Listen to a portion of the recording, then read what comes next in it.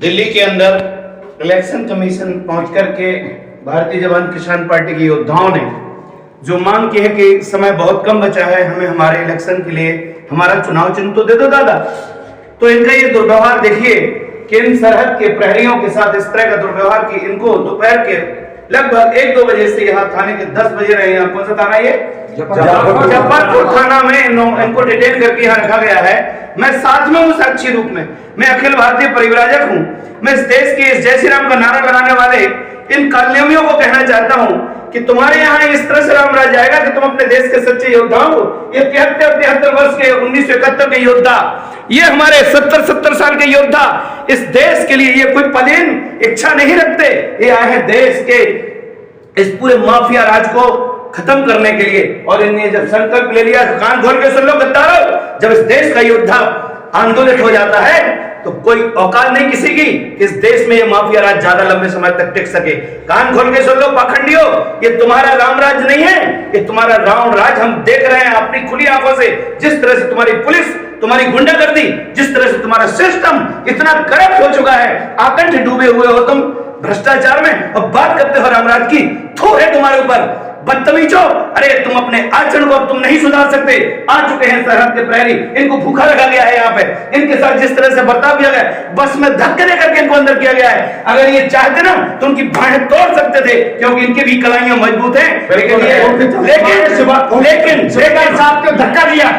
लेकिन ये अनुशासित हैं, ये राष्ट्रभक्त हैं, ये समझते हैं कि दूसरे भी वर्दीधारी बेल्टधारी ये हमारे ही गरीब किसान मजदूर के बेटे हैं। इसलिए अपने बदतमीज छोटे भाइयों के साथ इनका क्रोध नहीं बढ़गा। लेकिन ये सिस्टम करप्ट है, ये सिस्टम बहुत ही दुष्ट है। हम इस सिस्टम को चैलेंज करते हैं कि 2024 में दे लो बेटा, तुम कितनी चालाकी के साथ लेट दोगे हमको चुनाव चिन्ह। लेकिन ये तुम्हारे ये सपूत अब सरहद से संसद आके ही रहेंगे।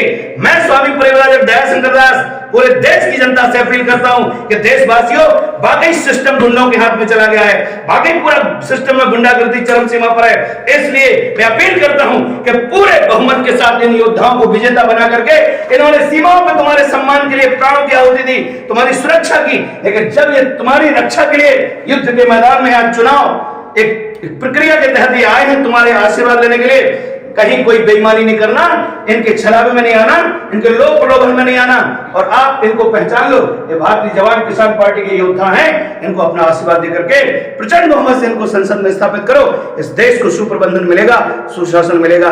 धन्यवाद। वंदे मातरम। मैं एक संदेश और देना चाहता हूँ। जो हमारे देश के पुलिस के भाई हैं, आपसे हमारी कोई पर्सनल जातीय दुश्मनी नहीं, हमारी लड़ाई बड़े मगरमच्छों के साथ में। पुलिस वाले आप भी हमारे बेल्टधारी भाई हो, आप व्यक्तिगत मत लो।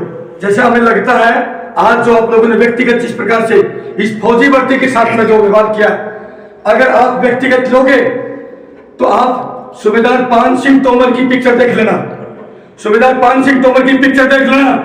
हमें उसके लिए मजबूर मत करो, मजबूर मत करना हमें उसके लिए।